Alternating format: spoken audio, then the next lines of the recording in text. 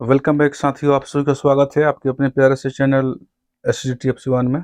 मैं विशाल कुमार सैलेस आज आप लोगों के लिए लेकर आए हैं बिहार बोर्ड क्लास 10 का जो संस्कृत है उसका 4 नंबर चैप्टर का सब्जेक्टिव क्वेश्चन यानी संस्कृत साहित्य लेखिका का सब्जेक्टिव क्वेश्चन।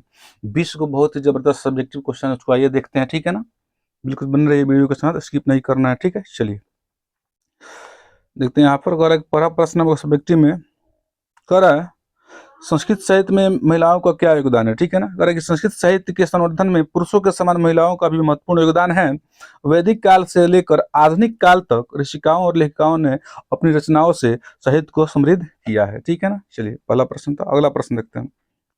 कह रहा बाबू, बिजंका को सर्वसुगुण सरस्वती क्यों कहा गया है। उत्तर है इसका, बिजंका का वर्ण श्याम था लेकिन उनकी रचनाएं बहुत प्रभावशाली और काव्यात्मक थी। उनकी इसी विद्वता से प्रभावित होकर दंडी ने उन्हें सर्वसुगला सरस्वती कहा है।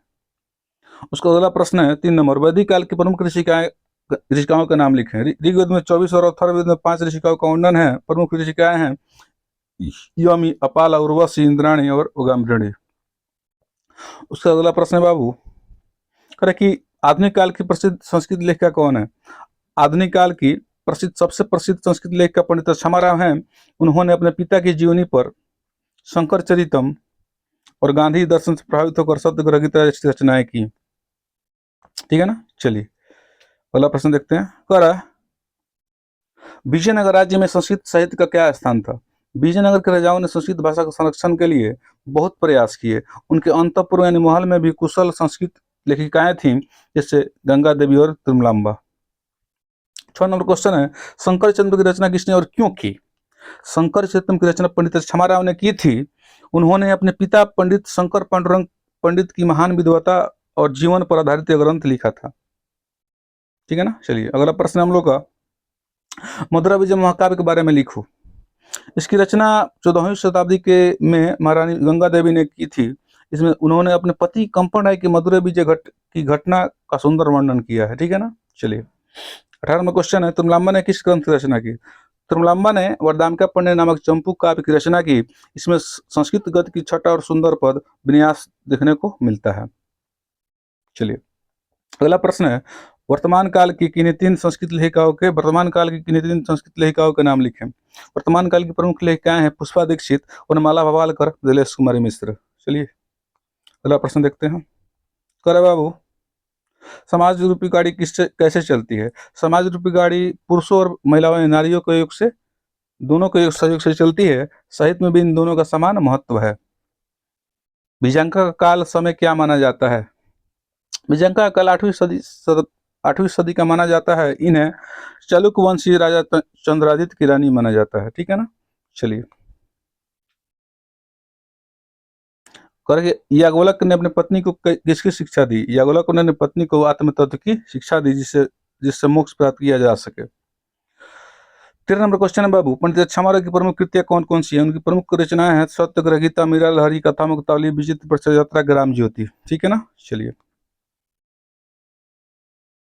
अगला प्रश्न हम लोग का, जनक की सभा में सात अर्थ कुशल महिला कौन थी। मिथिला के राजा जनक की सभा में साहतार्थ कुशल गार्गी वाचकनावी रहती थी, जो अपनी विद्वता के लिए प्रसिद्ध थी, ठीक है ना। चलिए 15 नंबर क्वेश्चन है, लौकिक संस्कृत साहित्य में कितनी लेखिकाओं का वर्णन है।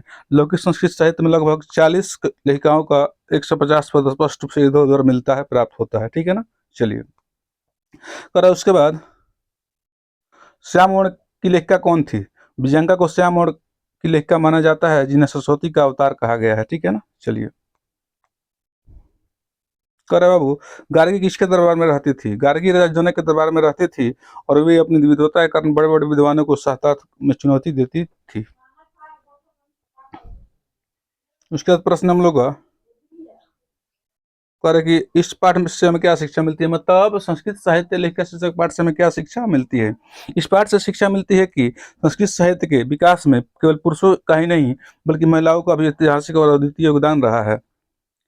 वनमाला भवरकर कौन है। वनमाला भवरकर वर्तमान समय की एक प्रसिद्ध संस्कृत लेखिका है, जो आज भी संस्कृत साहित्य लेखन में सक्रिय है, मैंने संस्कृत साहित्य में रचना कर रही है, ठीक है ना। चलिए अंतिम प्रश्न इसको देखते हैं। कह रहे कि संस्कृत साहित्य लेखिका पाठ का सारांश लिखें। इस पाठ में संस्कृत साहित्य की समृद्धि में महिलाओं के योगदान पर प्रकाश डाला गया है। इसमें वैदिक काल की ऋषिकाओं से लेकर आधुनिक काल की पंडित क्षमा राव और वर्तमान लेखिकाओं की चर्चा की गई है। तो ये रहा साथी हम लोग का 20 सब्जेक्टिव क्वेश्चन इस चैप्टर का, ठीक है ना। तो इसको आप लोग देखते रहिए, और वीडियो अच्छा लगे तो लाइक कीजिए, कमेंट कीजिए, शेयर कीजिए, और चैनल को सब्सक्राइब करना ना भूलें आप लोग, ठीक है ना। चैनल को सब्सक्राइब कीजिए, उन दोस्तों के साथ शेयर कीजिए, ठीक है ना। आज के लिए इतना ही, मिलते हैं अगले क्लास में, चलते हैं, नमस्कार।